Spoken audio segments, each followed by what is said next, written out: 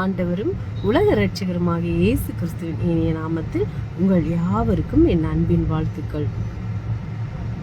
உங்கள் துக்கம் சந்தோஷமாய் மாறும், உங்கள் கவலைகள் கண்ணீர் எல்லாம் மறைந்துவிடும்.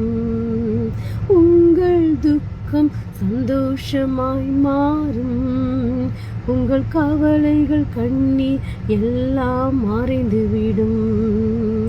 கலங்காதே மகனே, கலங்காதே மகளே, கலங்காதே மகனே, கலங்காதே மகளே. திராணிக்கு மேலாக சோதிக்கப்பட ஒரு நாளும் விடமாட்டா. திராணிக்கு மேலாக சோதிக்கப்பட ஒரு நாளும் விடமாட்டா. தாங்கிடும் பலன் தருவா, தப்பி செல்ல வழி செய்வா. தாங்கிடும் பலன் தருவா, தப்பி செல்ல வழி செய்வா. கலங்கிடவே வேண்டாம், கலங்கிடவே வேண்டாம், நீ கலங்கிடவே வேண்டாம். இயேசு கிறிஸ்துவின் இனிய நாமத்தில் உங்களை மிகுந்த அன்புடன் வாழ்த்துகிறேன். நம் தேவன் மிகவும் நல்லவர். இம்மட்டும் நடத்தின தேவன் இனியும் நம் குடும்பங்களை நடத்த வல்லவராயிருக்கிறார். உன் துக்க நாட்கள் முடிந்து போகும். ஏசாயா 60:20 நம் கண்ட இந்த வாக்கு தத்துவத்தின்படி உங்கள் துக்க நாட்கள் எல்லாம் முடிந்து போக போகிறது.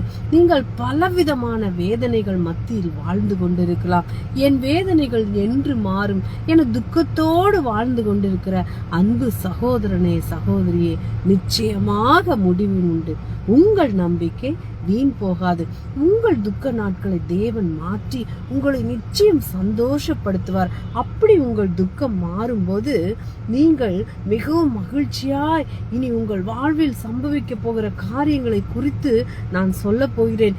இனி நீ அழுது கொண்டிராய். உன் கூப்பிடுதலின் சத்தத்துக்கு அவர் உருக்கமாய் இறங்கி அதை கேட்டவுடனே உனக்கு மறு உத்தரவு அருவார்.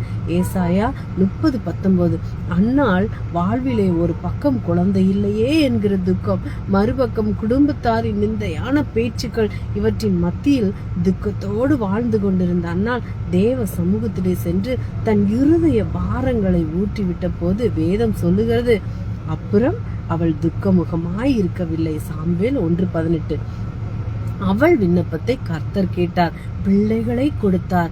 அவளுடைய அழுகை நின்று விட்டது. அழுகையின் பாதையிலே நடந்து கொண்டிருக்கிற சகோதரனே, சகோதரியே, உங்கள் கண்ணீரையும் ஆண்டவர் பார்க்கிறார். தேவனை மாத்திரம் பற்றி கொள்ளுங்கள். இனி நீங்கள் அழுது கொண்டிருப்பதில்லை. உங்கள் துக்கம் சந்தோஷமாய் மாறும். யார் நிந்தித்தாலும் சரி, யார் வேதனைப்படுத்தினாலும் சரி, ஐயோ எனக்கு விடுவே இல்லையா, என்னை காத்துக்கொள்ள யாருமே இல்லையா என்று நீங்கள் வேதனைப்பட வேண்டாம். இனி நீங்கள் துக்க முகமாய் இருக்க வேண்டாம். உங்கள் கண்ணீரை தேவன் பார்த்து கொண்டிருக்கிறார். உங்கள் மனக்குமுறலை தேவன் பார்த்து கொண்டிருக்கிறார். உங்களுக்கு ஆண்டவர் ஆறுதலாக சொல்லுகிறார்.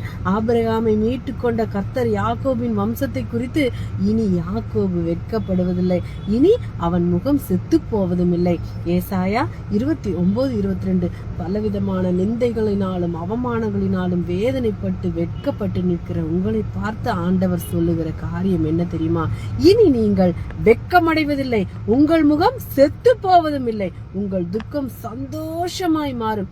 இனி நீ கைவிடப்பட்டவள் எண்ணப்படாமலும், உன் தேசம் இனி பாழா போன தேசம் எனப்படாமலும், நீ எப்சிபா என்றும் உன் தேசம் பியூலா என்றும் சொல்லப்படும். கர்த்தர் உன்மேல் பிரியமாய் இருக்கிறார். உன் தேசம் வாழ்க்கைப்படும். ஏசாயா 62:4 ஆகார் தன் குடும்பத்தினார் கைவிடப்பட்டு வனாந்தரத்திலே அலைந்து திரிந்த போது கர்த்தரின் கண்கள் அவளை கண்டது. ஆகாரே, ஆகாரே, நீ அழ வேண்டாம். அவளுக்கென்று ஒரு நீரூற்றி திறந்து அவளை கைவிடாத தேவன் உங்கள் பாரங்களை பார்க்கிறார், உங்கள் வேதனைகளை அறிகிறார். இனி நீங்கள் கைவிடப்படுவதில்லை. உங்கள் துக்கம் சந்தோஷமாக மாறும். இனி ஒரு சாபமும் இராது. தேவனும் ஆட்டுக்குட்டியானவரும் இருக்கிற சிங்காசனம் அதில் இருக்கும். வெளிப்படுத்தின விசேஷம் 22:3. பலவிதமான சாபங்களினால், பரம்பரை சாபங்களினால் கஷ்டப்பட்டு கொண்டிருக்கிற சகோதரனே சகோதரியே, இயேசுவின் இரத்தத்தினால் உங்கள் சாபங்கள் எல்லாம் கர்த்தர் ஆசீர்வாதமாக மாற்றி உங்களை சந்தோஷப்படுத்த போகிறார். எல்லாரும் சொல்றாங்களா, நீ ஆசீர்வாதமா இருக்க மாட்ட, உன்னால ஒண்ணு பிரயோஜனம் இல்ல, உன்னால சாபம், நீ உனக்கு அப்படின்னு சொல்லி எல்லாரும் சொல்றாங்களா? ஆனா ஆண்டவர் சொல்றார், இனி உங்கள் குடும்பத்தில் ஒரு சாபமும் இருக்காது, உங்கள் துக்கம் சந்தோஷமாக மாறும். இனி இந்த தேசத்தில் வீடுகளும் நிலங்களும் திராட்சை தோட்டங்களும் கொல்லப்படும் என்று இஸ்ரவேலின் தேவனாகிய கர்த்தர், சேனைகளின் கர்த்தர் சொல்லுகிறார். எரேமியா 32:15. வாடகை வீட்டுல கஷ்டத்தோடு ஒருவேளை நீங்கள் வாழ்ந்து கொண்டிருக்கலாம். எவ்வளவு சம்பாதித்தாலும் என்னால் ஒரு வீடு அல்லது நிலம் கூட வாங்க முடியாதபடி, சம்பளம் முழுவதும் மருத்துவருக்கோ அல்லது கடனை அடைப்பதற்கு போய்விடுகிறது என துக்கத்தோடு வாழ்ந்து கொண்டிருக்கா. தேவன் உங்கள் துக்கத்தை மாற்ற விரும்புகிறார். விசுவாசத்தோடு தேவனை நோக்கி பாருங்கள். மனிதனால் ஒன்னும் செய்ய முடியாது, மனிதன் நமக்கு உதவ முடியாது. ஆனா தேவன் நினைத்தால் நம் சாபங்களை மாற்றி, நம் துக்கத்தை மாற்றி நமக்கு நல்வாழ்வு தர முடியும்.